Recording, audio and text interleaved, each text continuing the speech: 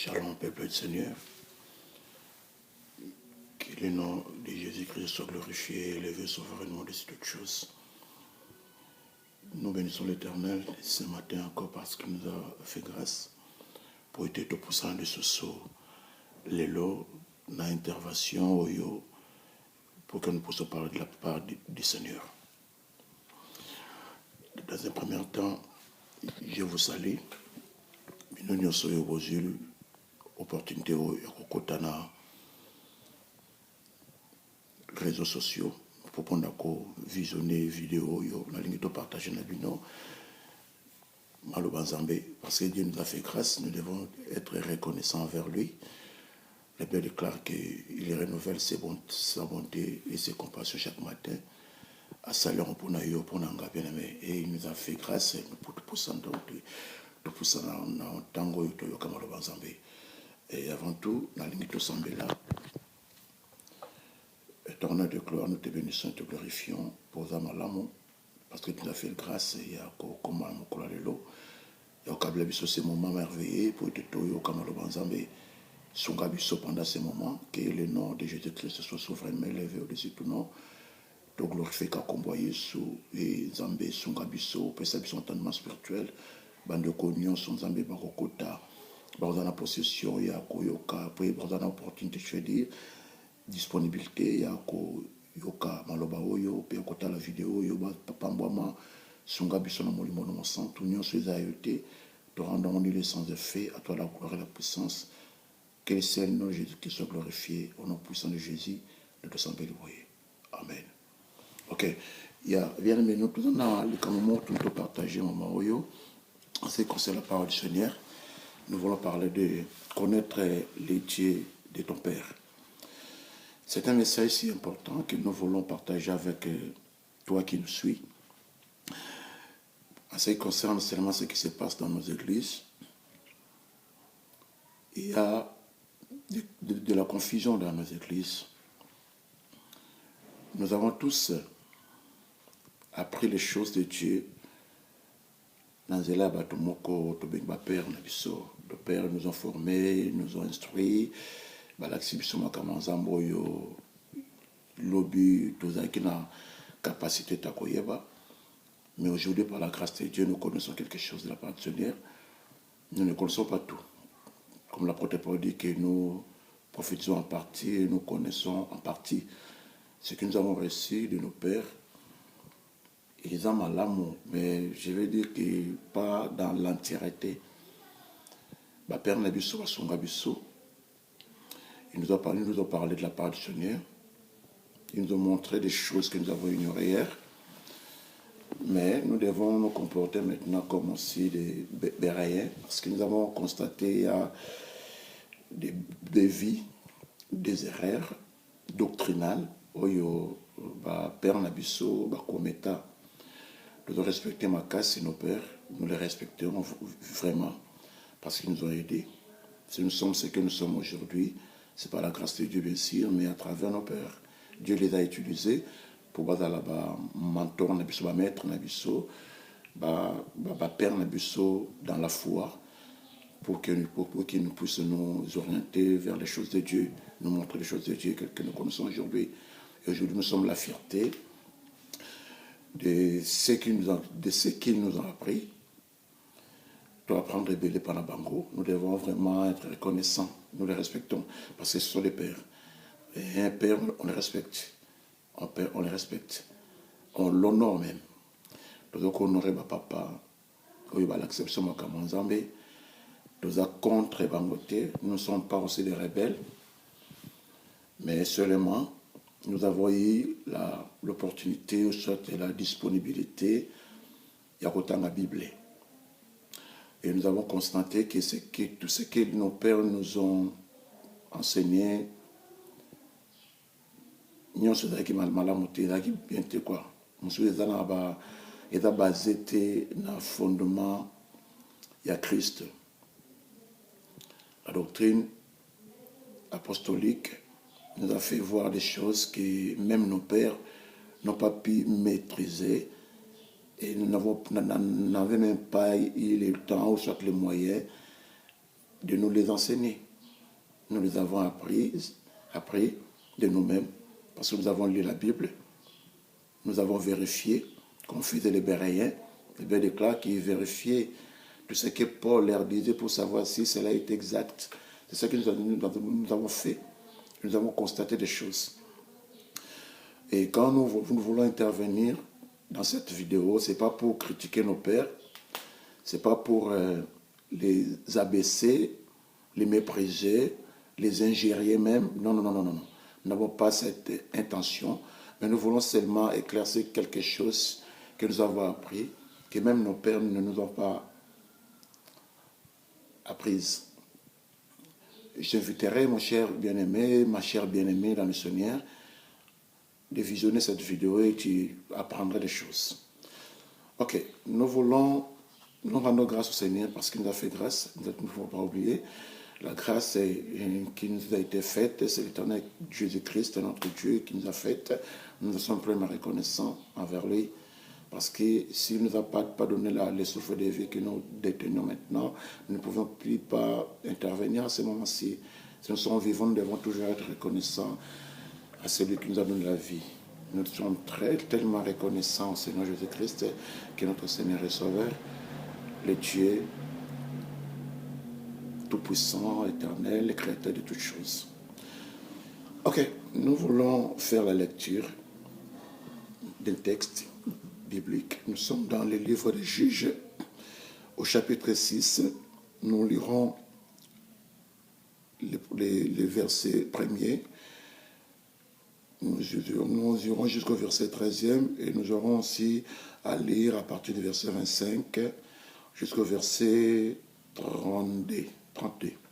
Nous lisons la parole du Seigneur au nom de Jésus-Christ. Les enfants d'Israël firent ce qui déplaît à l'Éternel, et l'Éternel les livra entre les mains des Madian pendant 7 ans. La main des Madian fut puissante contre Israël. Pour échapper à Madian, les enfants d'Israël se retiraient dans les ravins des montagnes, dans les cavernes et sur les rochers fortifiés. Quand Israël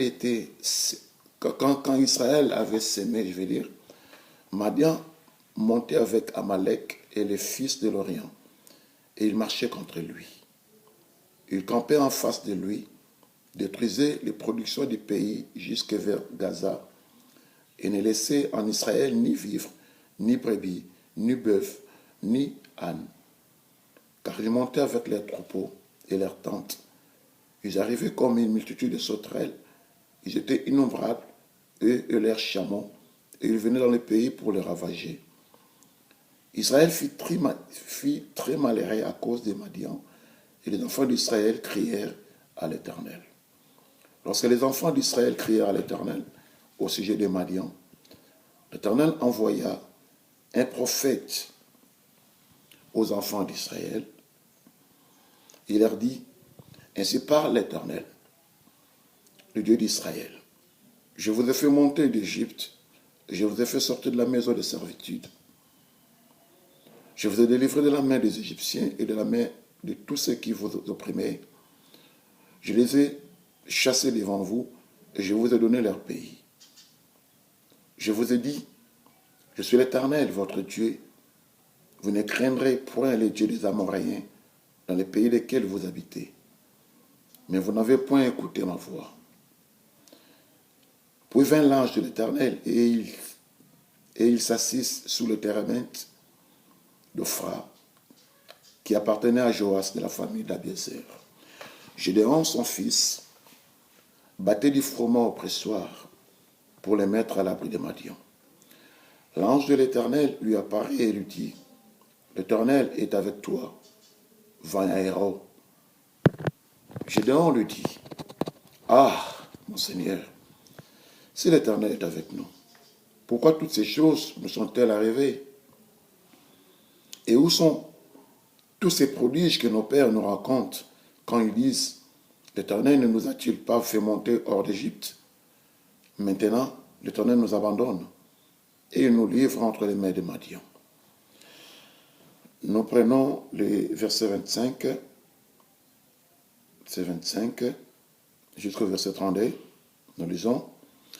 Dans la même nuit, l'Éternel dit à Gédéon, prends le jeune taureau de ton père et un second taureau de 7 ans. Renverse l'autel de Baal qui est à ton père et abat les pieds sacrés qui est dessus. Tu bâtiras ensuite et tu disposeras sur le haut de ces rochers un autel à l'Éternel ton Dieu. Tu prendras le second taureau et tu offriras un holocauste avec le bois de l'idole que tu as abattu. Gédéon prit 10 hommes parmi ses serviteurs et fit ce que l'Éternel avait dit. Mais, comme il craignait la maison de son père et les gens de la ville, il l'exécuta de nuit et non de jour. Lorsque les gens de la ville se furent levés de bon matin, voici, l'autel de Baal était renversé, les pieds sacrés placés dessus étaient abattus, et le second taureau était offert en holocauste sur l'autel qui avait été bâti. Ils se dirent l'un à l'autre, qui a fait cela? Et ils s'informèrent et firent des recherches. On leur dit, c'est Gédéon, fils de Joas, qui a fait cela. Alors les gens de la ville dirent à Joas, fais sortir ton fils et qu'il meure, car il a renversé l'autel de Baal et abattu les pieds sacrés qui étaient dessus. Joas répondit à tous ceux qui se présentèrent à lui, est-ce à vous de prendre parti pour Baal? Est-ce à vous de venir à son secours? Quiconque prendra parti pour Baal mourra avant que le matin vienne. Si Baal est un Dieu, qu'il plaide lui-même sa cause, puisqu'on a renversé son autel. Et en ce jour, l'on donna à Gédéon le nom de Jérobaal, en disant que Baal plaide contre lui, puisqu'il a renversé son autel. Parole du Seigneur. Chers bien-aimés, nous avons dit que notre thème que nous voulons aborder aujourd'hui s'intitule « Connaître les dieux de ton Père ». Nous avons lu quelque chose qui est arrivé aux enfants d'Israël pendant les temps de juges. Israël a été assiégé par 3 ennemis, les Madianites, les Amalécites et les fils d'Orient, qui s'étaient réunis pour attaquer les peuples d'Israël. Pourquoi cela? Parce que les enfants d'Israël firent ce qui déplaît à l'Éternel. Ils ont commis un péché. Ils n'ont pas obéi à la parole du Seigneur. Nous devons savoir qu'à tout moment qu'Israël n'obéissait pas à la parole du Seigneur, le Seigneur les livrait toujours à ses ennemis afin qu'ils puissent les maltraiter. Et dans ce que nous sommes en train de lire ici, Israël a été assiégé pendant 7 ans. Ce n'était pas facile. Être assiégé par l'ennemi pendant 7 ans, ce n'était pas facile. On peut prononcer le chiffre 7, ou soit on peut prononcer 7 ans. On peut même écrire 7 ans. Mais vivre 7 ans dans la misère, dans la souffrance, bien aimé, c'est pas facile. Il lui déclare aussi que la main de Madian fut puissante contre Israël. Pour échapper à Madian, les enfants d'Israël s'est retirés dans les ravins des montagnes, dans les cavernes, c'est les rochers fortifiés. Ils s'est caché. Parce que ces 3 ennemis réunis ont constitué une force tellement puissante pour attaquer Israël. Et Israël ne pouvait pas se mesurer dans ce combat, ne pouvait pas lutter, combattre ses ennemis. Mais qu'est-ce qu'Israël faisait? Il s'est caché dans les ravins des montagnes, dans les cavernes, dans les rochers fortifiés. Il fuyait même. Et bien, d'accord aussi, quand Israël avait semé Madian, monté avec Amalek et les fils d'Orient, et il marchait contre lui. Il campait en face de lui, il détruisait les productions du pays jusqu'à vers Gaza. Et ne laissait en Israël ni vivre, ni brebis, ni bœuf, ni âne. Il pillait les pays d'Israël. Il détruisait même leurs champs, les productions. Quand ils montaient avec les troupeaux et leurs tentes, ils arrivaient comme une multitude de sauterelles. Ils étaient tellement nombreux. Une armée nombreuse réunie contre un peuple. Ces peuples livrés à ses ennemis parce qu'ils ont des plaies. à Dieu. Ils ont fait quelque chose là que Dieu n'en a pas accepté.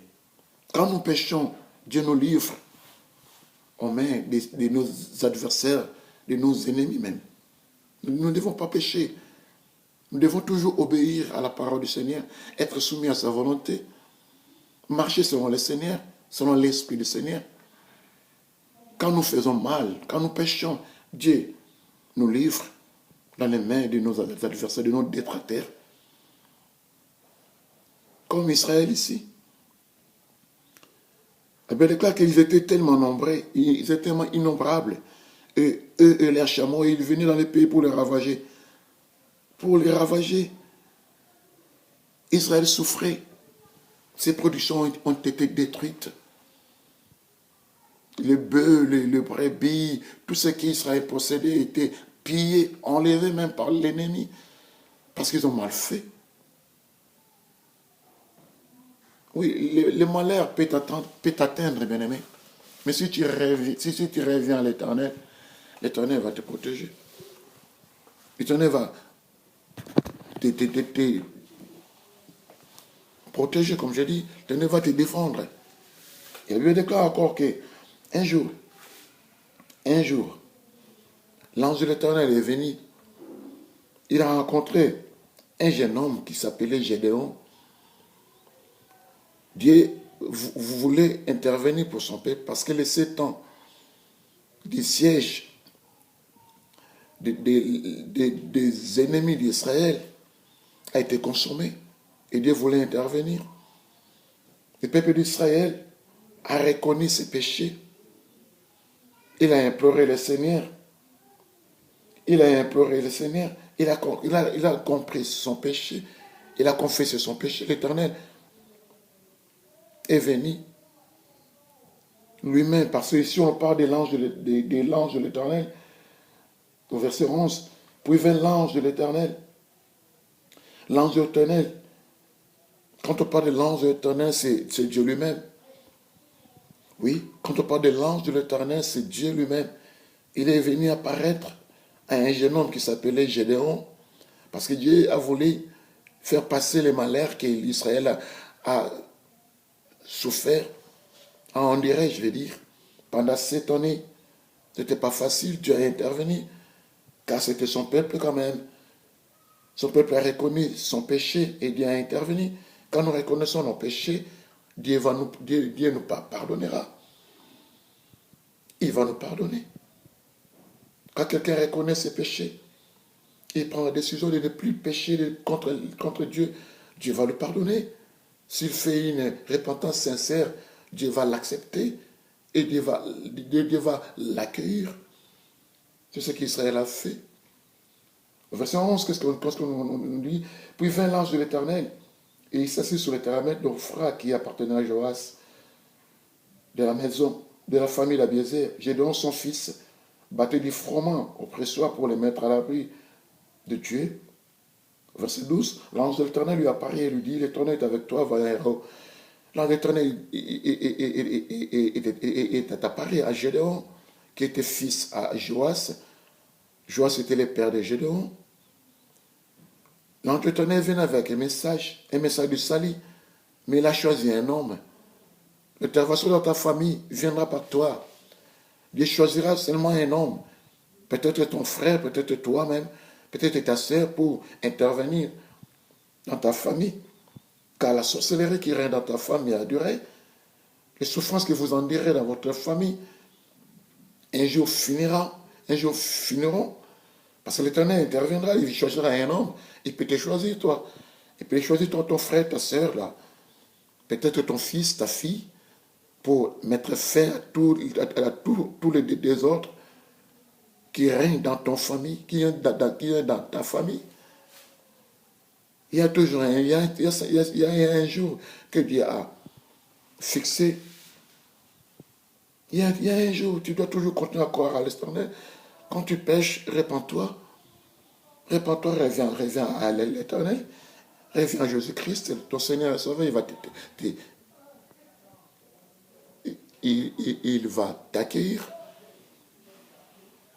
Israël ici assiégé durant 7 ans. Mais 7 ans après, l'Éternel a intervenu parce que le peuple a reconnu sa faute, a reconnu son péché. L'Éternel a intervenu pour les libérer, pour les délivrer des mains de leurs ennemis. Il a trouvé un jeune homme. C'était le choix de Dieu. Il a apparu à un jeune homme qu'on appelle Gédéon ici. Son nom c'est Gédéon. Il est le fils de Joas. L'Éternel lui a dit que l'Éternel est avec toi, vaillant héros. Il a désigné Gédéon par le nom de vaillant héros. Oui, Dieu nous qualifie, Dieu connaît ce que nous sommes. Nous ne nous connaissons pas. Même ceux qui disent qu'ils nous connaissent, ne nous connaissent pas profondément. Mais celui qui nous a créés nous connaît parce que Dieu ne nous connaît pas à la maternité. Nos pères, nos mères, nous ne connaissent qu'à la maternité. Mais l'Éternel qui nous a créés ne nous connaît pas à la maternité. Il nous connaît. Il nous connaît à l'éternité, non pas à la maternité. Ce sont nos parents qui nous connaissent à la maternité. Mais l'Éternel Dieu qui nous a créés nous connaît il nous connaît à l'éternité, je veux dire. Tu vois, mon frère? Il apparaît à Gédéon. Il lui appelle vaillant héros. Gédéon a été surpris par cette désignation, par cette façon de salutation, par cette salutation. Vaillant héros. Pendant que son pays est assiégé, durant 7 ans, personne ne pouvait intervenir pour les délivrer, pour les libérer. Mais il a entendu une voix, un ange lui apparaît. Il lui appelle vaillant héros. Gédéon avait raison de se poser des questions. Il a été surpris par cette salutation. Il n'a pas fermé sa bouche. Il a dit, mon Seigneur, si l'Éternel est avec nous, parce que l'ange a dit que l'Éternel est avec toi. Mais écoutez, ici je leur dis, si l'Éternel est avec nous, pourquoi toutes ces choses nous sont-elles arrivées? Pourquoi? Et où sont tous ces prodiges que nos pères nous racontent? Quand tu dis, l'Éternel ne nous a-t-il pas fait monter hors d'Égypte? Maintenant, l'Éternel nous abandonne et il nous délivre entre les mains de Madian. Gédéon avait raison de se lamenter, de poser des questions. Il a été désigné par les termes de vaillant héros. Cela ne pouvait que lui surprendre. Il a demandé à l'ange qui lui est apparu si l'Éternel est avec nous. Mais l'ange a dit, l'Éternel est avec toi. L'ange parlait à Gédéon. L'ange voyait la délivrance d'Israël à travers les mains de Gédéon. Il ne parlait pas de sa famille ni de son pays, mais il parlait de lui. Mais Gédéon a dit, si l'Éternel est avec nous, il a associé sa famille, il a associé son pays. Mais l'Éternel, lui, y est apparu. L'Éternel lui a choisi, l'Éternel lui a désigné comme les libérateurs de son peuple qui était assiégé pendant 7 ans. C'est Gédéon qui devait se pointer à la tête du peuple pour délivrer, pour libérer son peuple des mains des ennemis. Il a posé des questions. Que ce père leur ont rencontré les prodiges que l'Éternel avait faits. Comment l'Éternel a délivré son peuple des mains des Égyptiens. Mais maintenant, où est ce Dieu-là? Où est ce Dieu-là qui les a libérés? Où est ce Dieu-là? Ils sont assiégés pendant 7 ans par les Madianites, les fils d'Orient et les Amalécites, réunis, constitués comme une armée nombreuse, comme une grande armée, une armée puissante, pour attaquer les peuples d'Israël. Gédéon s'est posé des questions. Où est ce Dieu-là qu'on nous a raconté par nos pères? Où est ce Dieu-là? Où est ce Dieu-là? Il a posé des questions, mais Gédéon ignorait une chose. Il ignorait une chose. Avant l'apparition de l'ange de l'Éternel, Israël avait déshonoré l'Éternel, avait fait quelque chose qui a déplu à l'Éternel. Israël adorait un autre Dieu différent de l'Éternel. C'est pour cela que l'Éternel s'est fâché. L'Éternel les a livrés entre les mains de leurs ennemis parce qu'ils n'adoraient plus l'Éternel, leur Dieu, qui les a fait sortir d'Israël, d'Égypte, de la maison de servitude, qui a opéré des prodiges, des signes, des miracles à leur endroit. Gédéon oublié cela. Il oubliait cela. Dans la maison de son père, il y avait une statue de Baal, les faux dieux. Les faux dieux étaient vénérés, adorés par Israël. Et c'est son père, Joas, qui adorait ces dieux avec toute sa famille, avec tous les pays même. Comme Gédéon était le fils de Joas, nous devons sous-entendre que dans la maison de Joas, dans la maison de Gédéon, tous adoraient ces faux dieux qui étaient Baal. Parce qu'il y avait une statue, un autel même, un autel de Baal dans la maison de Gédéon. Son père était adorateur de Baal, faux dieu. Même la maison de Joas, y compris Gédéon, adorait ces faux dieux. Tous les pays adoraient Baal. Ils ont rejeté l'Éternel. Et c'est la raison pour laquelle l'Éternel a livré ce peuple Israël entre les mains de Madian. C'était ça la raison. Gédéon ignorait tout cela. Il ignorait. Devant l'ange de l'Éternel, il a posé des questions. Il s'est lamenté. Il a voulu savoir où est ce Dieu-là qui a délivré son peuple. Ses pères l'ont raconté, ces choses-là. Qu'il y avait un Dieu là, l'Éternel, qui a délivré le peuple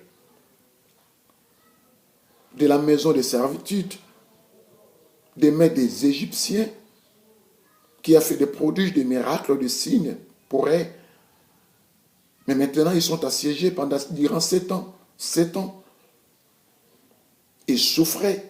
Ils se cachaient dans des ravins des montagnes, dans des cavernes, dans des rochers fortifiés. Quand l'ennemi venait, il détruisait tout en Israël, même leur production. Leurs brebis, leurs bœufs, il détruisait tout. Gédéon s'est lamenté. Mais l'ange est venu, il lui a dit, l'Éternel est avec toi. L'Éternel est avec moi, avec nous. Il peut parler de nous. L'Éternel est avec nous. Et Gédéon s'est lamenté. Mais il a oublié que son père et toute la nation, même lui-même, étaient dans les péchés. Gédéon connaissait son père. Il connaissait son père. Mais il ne connaissait pas les dieux que son père lui a présentés. Le Dieu qui a délivré le peuple d'Israël de la maison de servitude égyptienne, ce n'était pas Baal qu'ils adoraient. Ce n'était pas Baal. Gédéon, comme fils, avait la confiance de son père. Il adorait les dieux que son père l'a présenté. Il adorait les dieux que son père adorait. Dans la maison de son père, là où il vivait, lui, Gédéon, il voyait l'autel de Baal. Il voyait l'autel de Baal et les pieds sacrés qui étaient là. Comme son père adorait Baal, nous sous-entendons que Gédéon, comme fils, aussi adorait Baal, et toute sa maison et tout son pays. Et l'ange de l'Éternel qui est apparu, lui a présenté l'Éternel, il a dit que l'Éternel est avec toi. Je dis que l'ange de l'Éternel qui est apparu à Gédéon, c'était l'Éternel lui-même, le véritable Dieu qu'Israël avait abandonné, qu'Israël avait déplu, qu'Israël avait rejeté. C'est lui qui a délivré l'Israël de la maison de servitude égyptienne. C'est lui qui a fait des prodiges, des miracles, des signes, que Gédéon se souvenait. L'Israël ne pouvait que subir ce qu'ils ont subi. Israël ne pouvait qu'être livré entre les mains de ses ennemis parce qu'ils ont rejeté l'Éternel. C'est ça. Gédéon ignorait tout cela. Il servait les dieux de son père. Les dieux que son père lui a présentés. Le faux dieu Baal. Le faux dieu Baal que son père lui a présenté.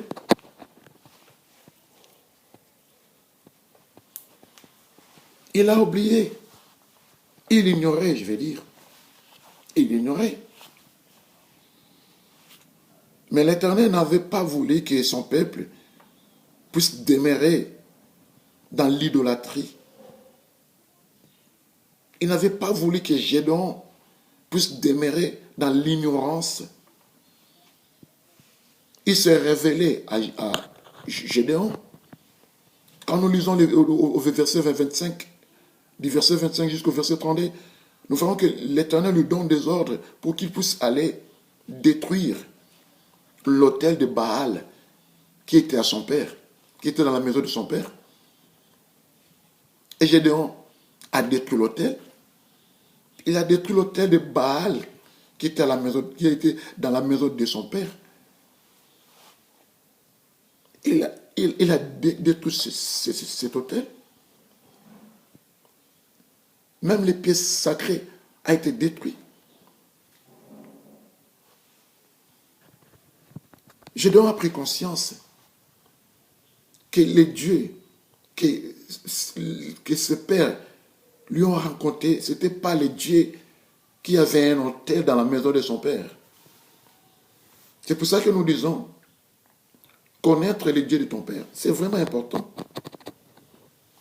Il y a aujourd'hui beaucoup de serviteurs de Dieu qui continuent toujours à servir les dieux que leur père les a montrés. Oui, si ton père a servi ou il sert le véritable Dieu, cela est une bonne chose. Mais nous devons savoir quel est le Dieu que nos pères, dans la foi, sont en train de servir.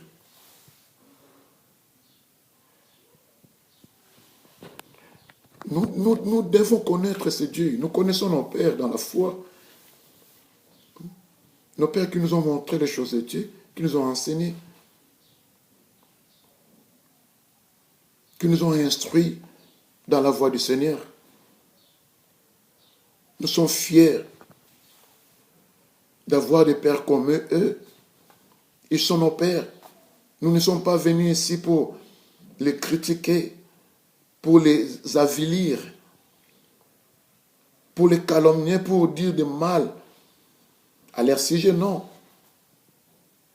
Mais nous ne pouvons pas aussi oublier que nous devons aussi connaître les pères, soit les dieux que nos pères nous ont montrés. C'est important. Parce qu'il y a un constat que nous avons fait. Il y a certains de nos pères qui ne servent pas les dieux véritables. Jésus-Christ de Nazareth. Oui, peut-être toi, tu ne le sais pas, mais je vais te faire savoir ces choses.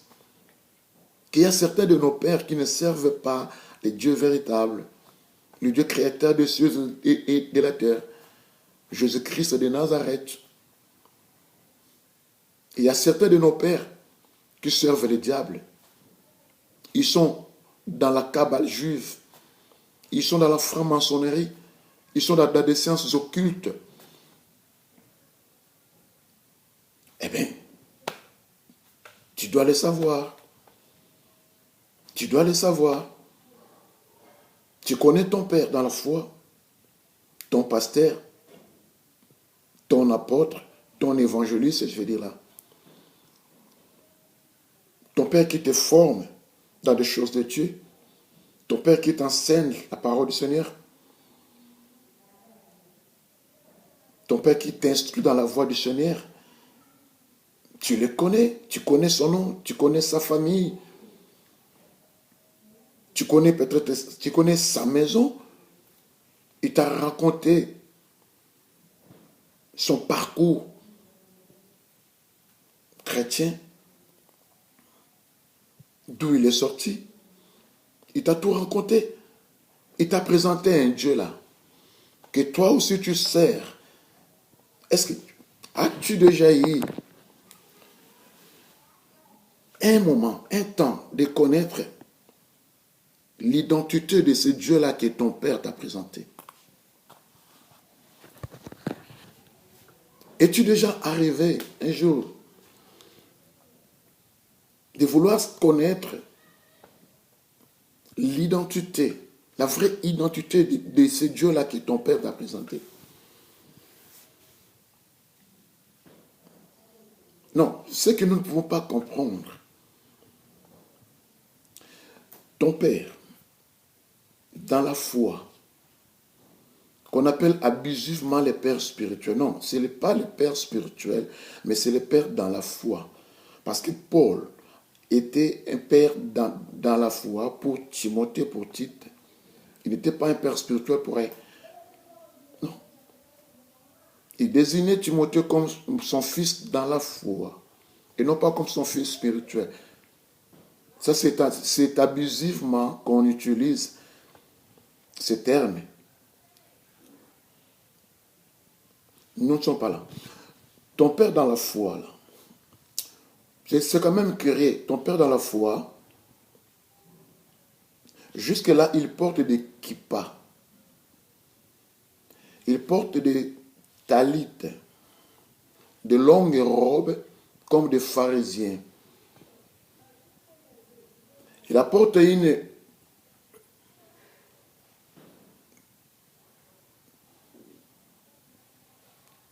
chaînette avec une grosse croix. Il appelle, c'est la tenue sacerdotale, comme Aaron portait. Nous devons savoir que Aaron était le souverain sacrificateur dans les sacerdoces lévitiques. Il était souverain sacrificateur. Il devait porter toute cette tenue. Mais aujourd'hui, nous ne sommes plus dans les sacerdoces lévitiques. Nous sommes dans les sacerdoces royales, les sacerdoces messianiques, où Christ, Jésus-Christ, est le souverain sacrificateur, non pas selon l'ordre d'Aaron, mais il est souverain sacrificateur selon l'ordre de Melchisédek. Et nous sommes tous devenus, nous croyants, nous sommes devenus des sacrificateurs. Dans les sacerdoces royales où nous sommes, il n'est pas question de tenue vestimentaire recommandée, comme Aaron portait avec ses fils, ses 4 fils, Abihu, Nadab, Éléazar et Ithamar. Nous ne sommes plus dans les sacerdoces lévitiques. Nous sommes dans les sacerdoces royales. L'Église n'est pas Israël. Non, l'Église n'est pas Israël.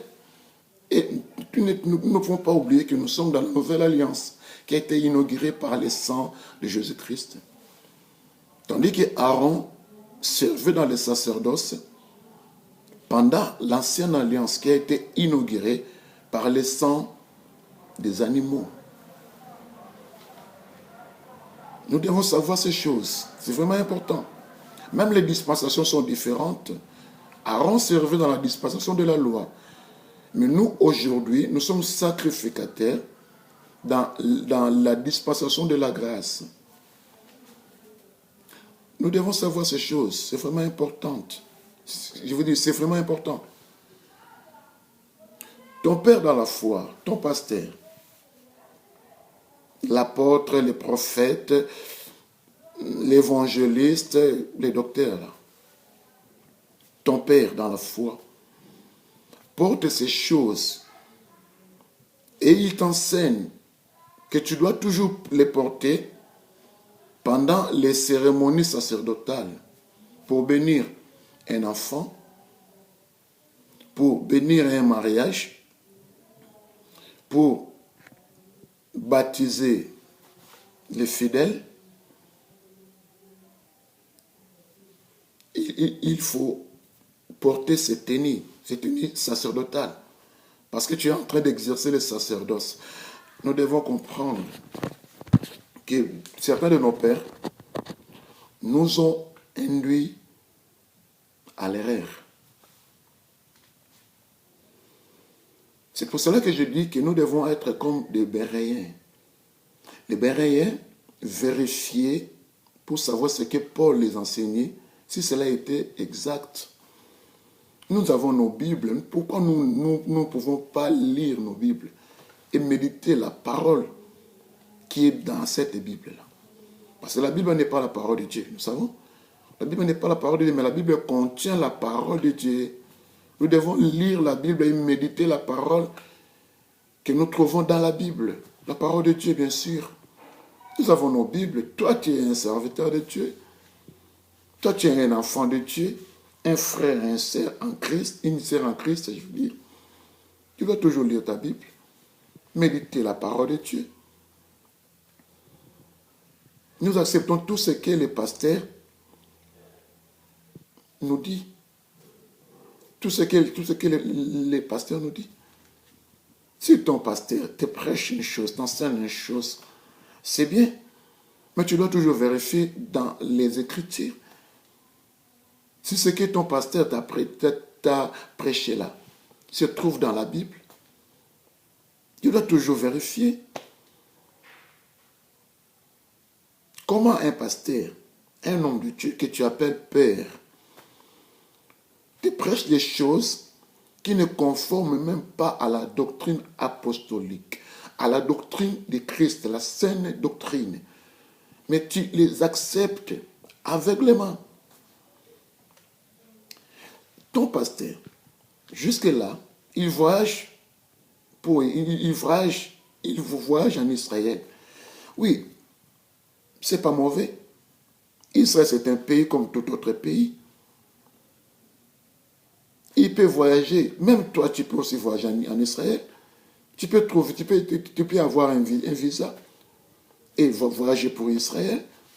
C'est pas mauvais. Mais nous devons savoir que quand nous allons en Israël maintenant, dans cette terre que nous sommes, dans cette dispensation de la grâce où nous sommes, dans la nouvelle alliance, quand nous voyageons en Israël, nous irons là pour faire un voyage touristique, pour faire du tourisme, visiter les fleuves Jourdain, où Jésus-Christ est allé se baptiser auprès des gens. Mais nous ne pouvons pas aller en Israël pour se faire rebaptiser dans les fleuves Jourdain. Non. Non. Nous ne pouvons pas aller en Israël pour aller tapoter, toucher, faire des prières au mire de lamentation. Non. Pourquoi cela? Pourquoi? Ces mires de lamentation, ce n'est que les restes de fondation, les restes de la fondation du temple de Salomon.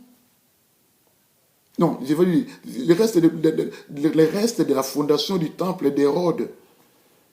Le temple que Jésus-Christ a trouvé, le temple qui était pendant le temps de Jésus-Christ. Même Jésus-Christ, dans le livre de Matthieu, évangile Matthieu, Matthieu chapitre 24, verset 1 à 2, Jésus-Christ a dit quoi?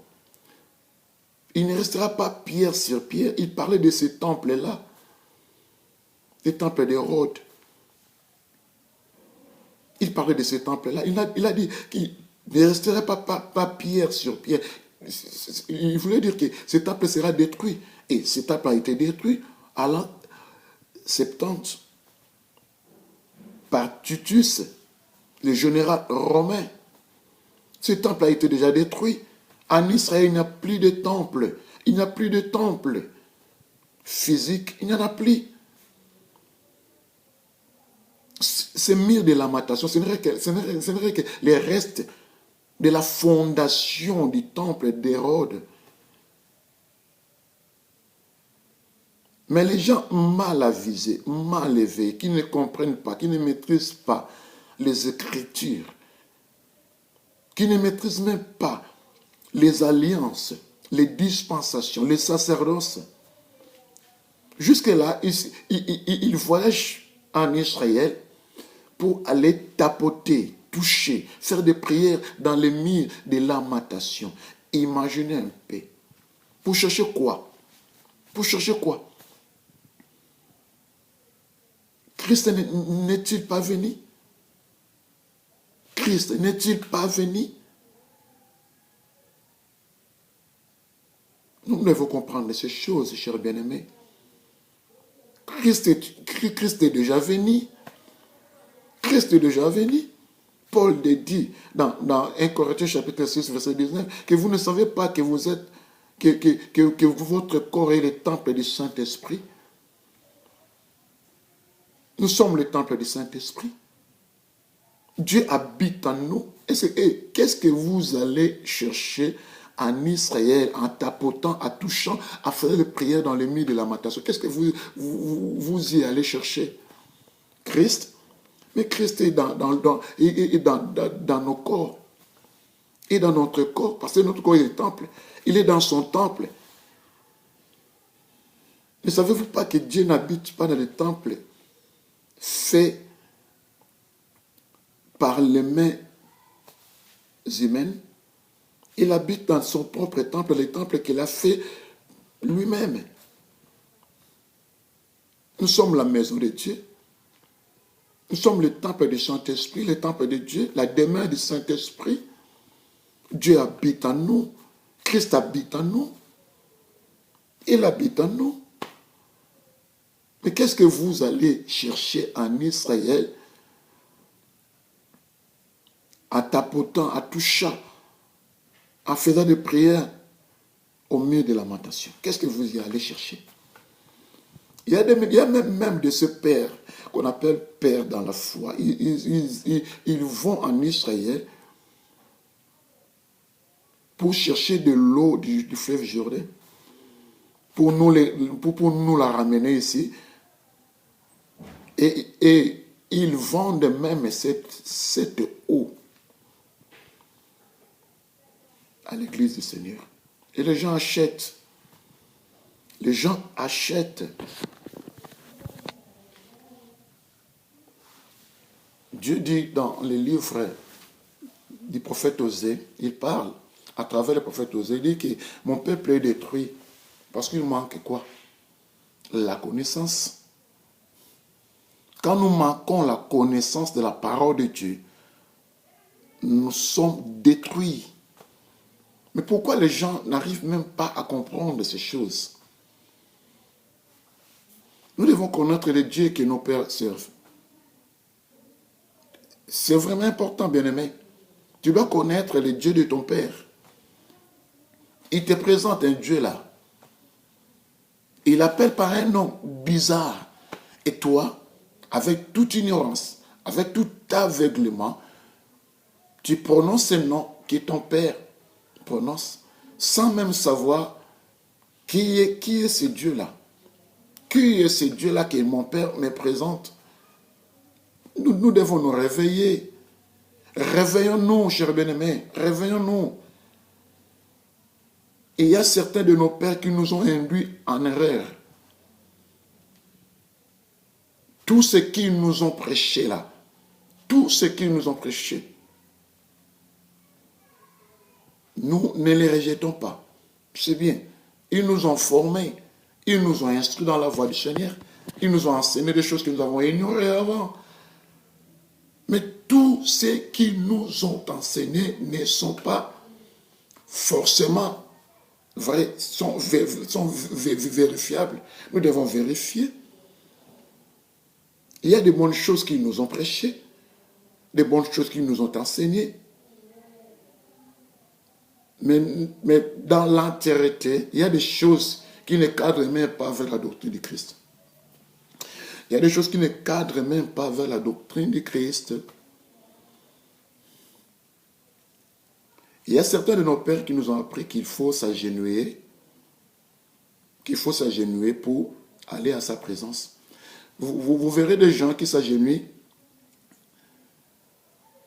quand ils entrent à l'église, dans le local de réunion, je veux dire. Ils s'agenouillent et ils viennent à genoux pour aller vers son père dans la foi, vers son pasteur, afin de lui demander une chose, ou soit de demander une prière. Il doit s'agenouiller. Imaginez un peu. Quand les pasteurs entrent dans l'église, tous les gens s'agenouillent. Tous les gens s'agenouillent. Il y a certains de nos pères qui nous ont appris ces choses. Et nous devons révérer l'homme de Dieu. Révérer l'homme de Dieu. Ça, c'est de l'adoration. On n'adore pas un homme, on adore Dieu. Bien-aimé, adore Dieu, n'adore pas un homme. N'adore pas un homme.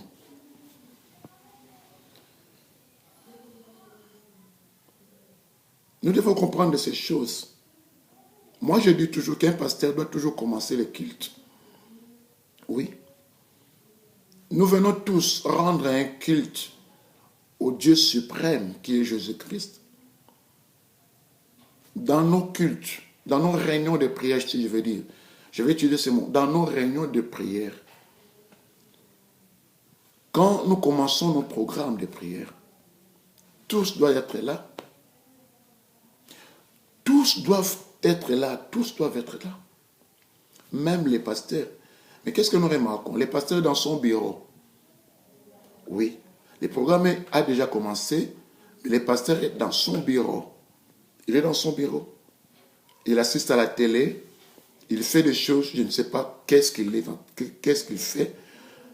Mais il doit sortir de son bureau seulement au moment de la prédication. Imaginons. Seulement au moment de la prédication que le pasteur quitte son bureau pour entrer, rejoindre le peuple qui est déjà été là. Et il va passer devant à la chaire pour commencer à prêcher. Posons-nous la question, tout ce qui s'est passé là avant le moment de la prédication ne concerne pas le pasteur? Cela ne lui concerne pas. Il est Dieu. Oui, il est Dieu. Il n'a pas besoin de tout ce que nous avions fait avant le moment de la prédication. Il passe, il prêche, il enseigne. Quand la prédication touche à sa fin et finit, il descend de la chaire pour rejoindre son bureau. Tout ce qui se passe après la prédication, cela ne lui concerne pas.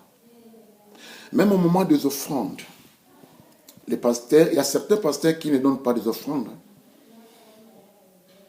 Savons-nous cela? Il y a certains pasteurs qui ne donnent pas des offrandes. Non, ils ne donnent pas. Parce que toutes ces offrandes-là lui appartiennent. Lui appartiennent. Ce sont des mauvaises habitudes que nous devons condamner.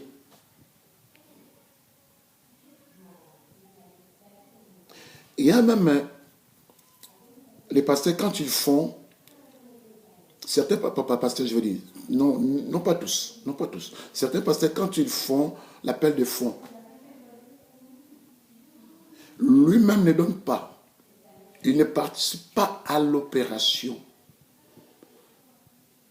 Il demande l'argent, qu'on donne de l'argent pour faire ceci, cela, pour l'église, tout cela. Les gens donnent, mais lui, il ne donne pas. Il ne donne pas.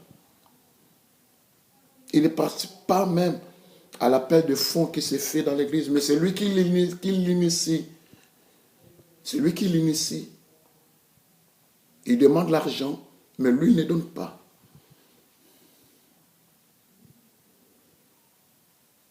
Bien-aimés, nous devons nous ressaisir, nous réveillons-nous du sommeil.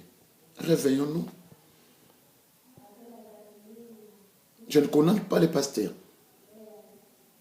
mais nous disons ce qui est mal pour qu'il soit corrigé. Pour qu'il soit corrigé. Nous ne pouvons pas supporter les bêtises qui se font aujourd'hui dans l'église de Jésus-Christ. Un père, ou soit un pasteur, doit être un modèle. Il doit être un modèle. Paul dit aux anciens, dans Actes chapitre 20, il dit aux anciens que vous devez être les modèles du troupeau. Un pasteur doit être un modèle. Celui qui dirige doit être un modèle. Présente-nous le véritable Dieu. Ne nous présente pas ton Dieu. Parce que nous ne pouvons pas adhérer à ce faux Dieu qu'un pasteur nous présente dans l'église. Non. Nous ne pouvons plus accepter aveuglément tout ce que le pasteur nous dit. Nous devons vérifier dans la Bible. Nous avons des Bibles, oui ou non? Chers bien-aimés, nous avons des Bibles, oui ou non? Vérifions tout ce que les pasteurs prêchent, tout ce que les pasteurs enseignent. Vérifions dans la Bible. Vérifions dans les Écritures pour savoir si ce qu'ils nous racontent là est exact, comme faisaient les Béréens. Tâche de connaître le Dieu qui est ton Père, que ton pasteur te présente là. Tu dois le connaître. Je réitère en disant qu'il y a certains pasteurs qui ne servent pas le véritable Dieu qui est Jésus-Christ. Comme le père de Gédéon, Joas, avait dans sa maison un autel pour Baal, un autel de Baal, le faux Dieu que Gédéon est venu détruire pendant la nuit. Gédéon l'a détruit parce qu'il a reçu la recommandation du véritable Dieu. Le véritable Dieu est apparu à Gédéon pour qu'il puisse dire que non, vous ne pouvez jamais être libéré de ses ennemis aussi longtemps que vous adorez le faux Dieu qui est Baal, que ton père a même un autel dans la maison que tous les peuples adorent. C'est pour cela qu'il a recommandé à Gédéon d'aller détruire cet autel-là, de mettre même du feu pour détruire complètement cet autel et son pied sacré, et en lieu et place de construire un nouvel autel pour l'Éternel. Nous devons adorer Jésus, nous devons servir Jésus-Christ. Que les pasteurs nous présentent Jésus, que le message soit christocentrique. Quand on nous parle de Jésus-Christ, dans plusieurs assemblées aujourd'hui, on ne nous parle plus de Jésus. On ne nous parle plus de Jésus. On ne prêche plus Jésus. On n'enseigne pas la doctrine chrétienne. Jésus a recommandé aux apôtres, aux disciples, Matthieu 28, verset 19 à 20, il a dit quoi? Allez, faites de toutes les nations les disciples, en les baptisant au nom du Père, du Fils et du Saint-Esprit, et enseignez-leur tout ce que je vous ai prescrit. Tout ce que je vous ai prescrit. Nous devons enseigner tout ce que Christ Jésus a prescrit. Et les prescriptions de Jésus-Christ, c'est ça que nous appelons la saine doctrine. Nous devons prêcher, enseigner la saine doctrine à l'Église, présenter le Christ. Présentez Jésus. Cher serviteur, ton Père dans la foi doit te présenter le Christ. Cher frère, chère sœur, toi qui es une fidèle dans l'église où tu t'ensembles, dans l'assemblée où tu t'assembles là, qu'on te présente Christ, n'accepte pas les faux dieux qu'on te présente là. Ton pasteur est devenu un occultiste, un agent de la cabale juive. Il se dit rabbin noir. Imaginez un peu, rabbin noir. Il se fait prosélyte. À ce temps-ci, il se fait prosélyte. Il voyage en Israël pour aller prier dans les murs de lamentation. Qu'est-ce qu'il va t'enseigner? Qu'est-ce qu'il va te prêcher? Jusque-là, il porte des kippas. Il porte des talits pour intimider les gens. Il vend de l'huile à l'église, de l'huile d'Israël. Il vend de l'eau en église, de l'eau du Jourdain. Il vend du sel à l'église. Dans l'église. Et toi, tu achètes. Tu es son client. Tu es son client. Vous faites une transaction commerciale dans l'église de Jésus-Christ. Vous faites de l'église de Jésus-Christ un lieu de prière, un lieu d'adoration, mais vous le faites un lieu de commerce. C'est avec ça, mon cher bien-aimé. C'est avec amour que je te dis ces choses. Tu dois connaître les dieux de ton Père. Quel Dieu adore ton Père? Quel Dieu sert ton Père dans la foi? Qui est ce Dieu? Tu dois le connaître. Je dois ignorer que son Père servait un faux Dieu. Peut-être qu'il croyait que le Dieu qui les a délivré Israël de l'Égypte, c'était le Dieu que son père a bâti un hôtel dans sa maison. Baal. Peut-être Gédéon croyait à cela. Mais il a vu que 7 ans de siège de l'ennemi, ce Baal était incapable même de délivrer Israël. C'est ça. Gédéon s'inquiétait.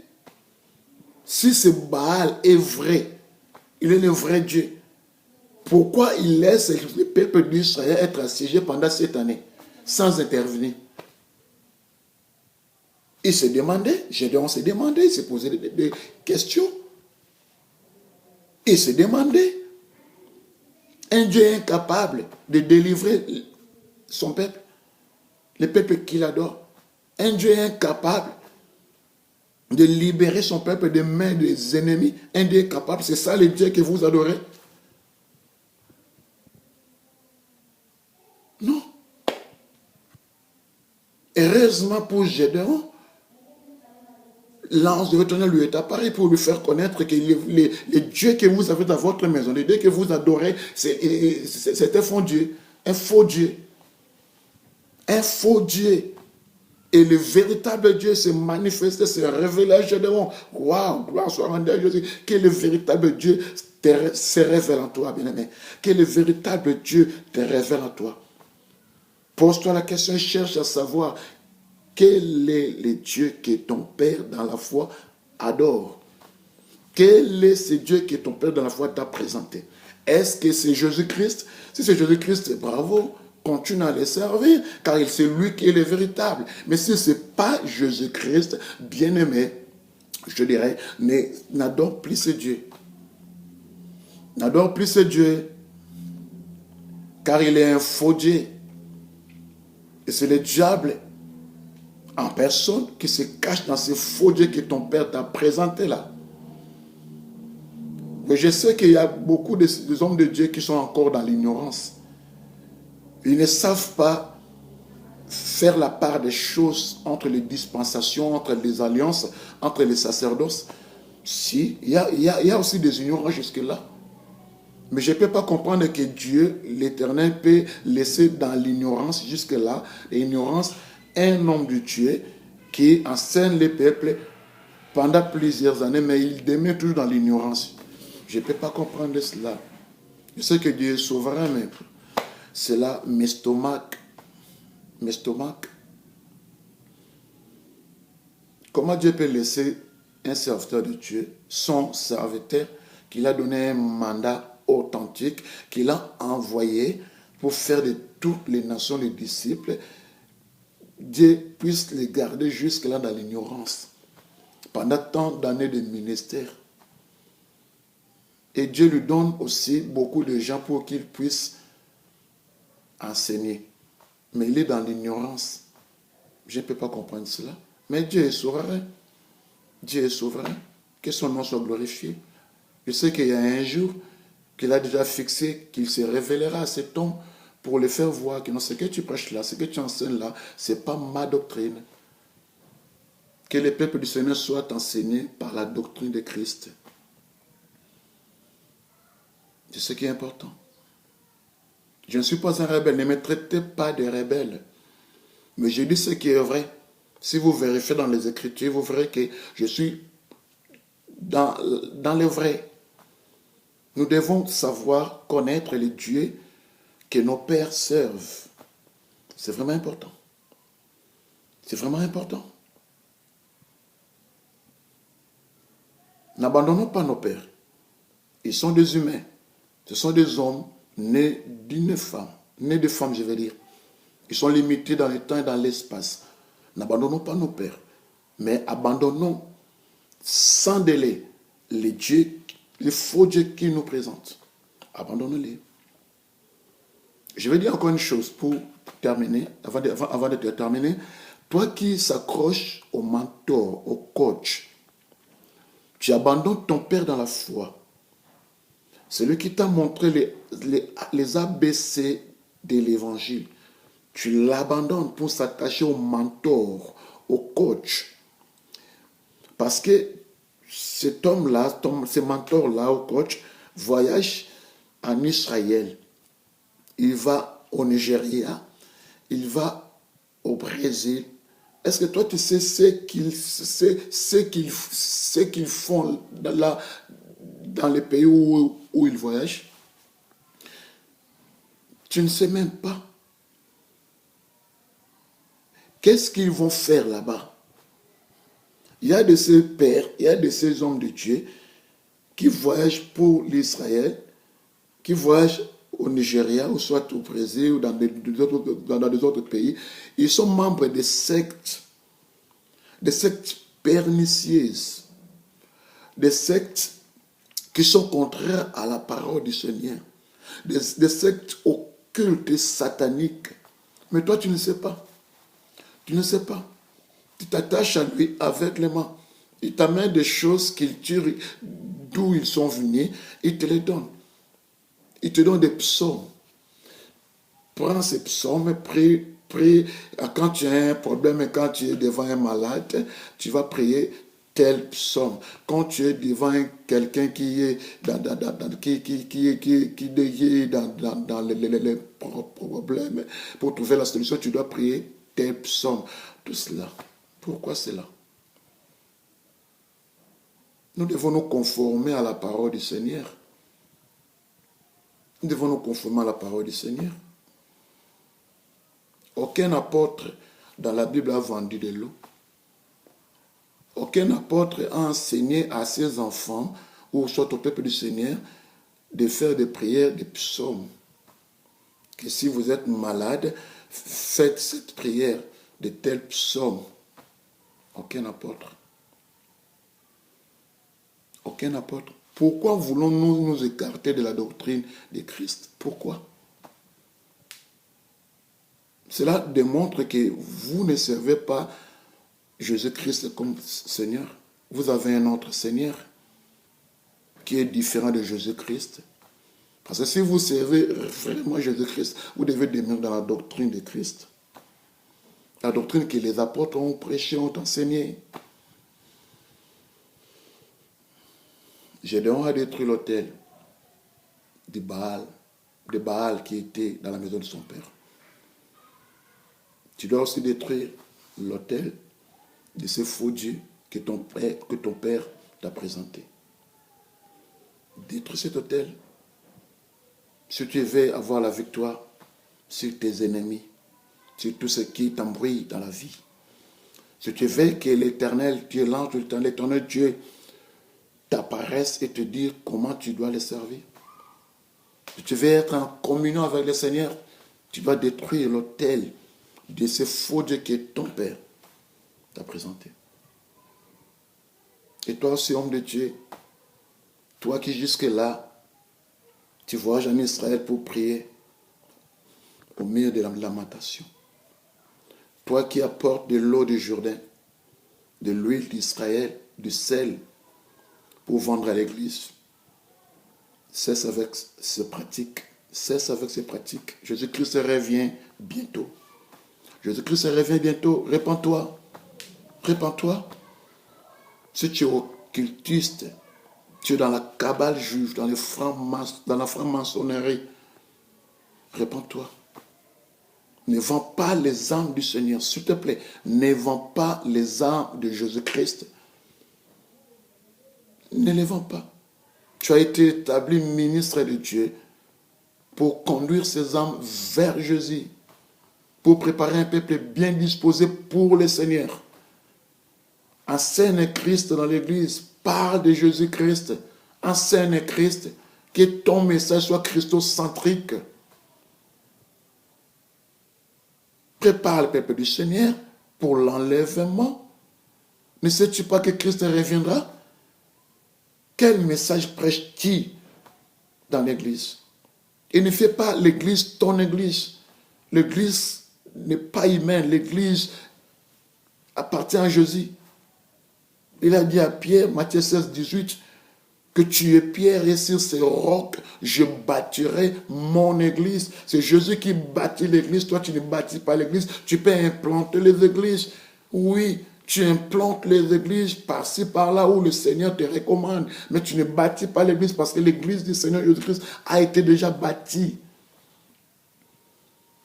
L'église appartient à Jésus. Ce n'est pas ton église. C'est l'église de Jésus-Christ. Sois un serviteur dans l'église du Maître. Sois un serviteur. Applique-toi à la piété. Applique-toi à la piété. Crains Dieu. Obéis à la parole de Dieu. Sois soumis à sa volonté. Humilie-toi pour que le Seigneur t'élève au temps convenable. Crains Dieu.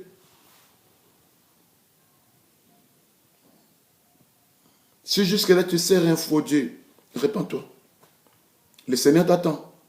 Oui, le Seigneur t'attend jusque-là. Il t'attend. Il a besoin de toi. Il t'attend. Abandonne ce faux Dieu que tu présentes à l'église. Abandonne ce faux Dieu-là. Prêche Jésus-Christ. Prêche Jésus. Prêche le Christ à l'église. Parce que l'église lui appartient. L'église appartient à Jésus-Christ. C'est son église. Si tu es vraiment l'ami de l'époux, parle de l'époux à son épouse. Si tu es l'ami de l'époux, parle de l'époux à son épouse. S'il te plaît, cher bien-aimé, cher serviteur de Dieu, je suis ton frère. Je suis ton frère. Je te parle ces choses. Peut-être que Dieu m'a utilisé pour que je puisse te parler.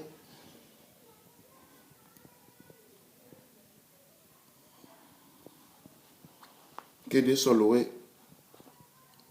Nous sommes à la fin de notre message. Que Dieu te bénisse, cher bien-aimé. Que Dieu te bénisse abondamment. Que ce message soit pour toi une bénédiction. Applique-toi à la piété. Applique-toi aux choses de Dieu. Cherche à connaître le Dieu que ton Père dans la foi sert. C'est vraiment important. Que Dieu te bénisse et que Dieu te garde. Nous pouvons prier. Grand Dieu, Jésus-Christ, le Seigneur de gloire, fois de plus, nous te rendons de multiples actions de grâce pour ces beaux moments que nous venons de passer dans ta parole. Bénis ta parole et bénis tous mes frères et toutes mes sœurs qui ont eu l'opportunité d'écouter ces messages.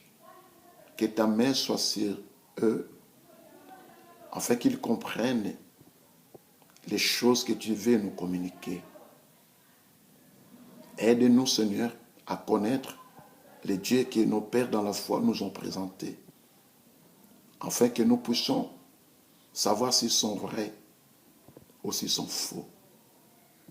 Nous devons servir le Seigneur de gloire Jésus-Christ, le seul Dieu que tu es, afin que ton nom de gloire, nous soyons enlevés les jours où tu viendras chercher ton peuple. Que ta main soit sur nous et que tu bénisses toute notre vie. Que tout ce que le diable perpétue dans l'Église, infiltre dans ton Église, soit neutralisé au nom puissant de Jésus. Que l'honneur et la gloire te soient revenus dans le plus haut des cieux. Et c'est là au nom puissant de Jésus, nous avons ainsi prié. Amen.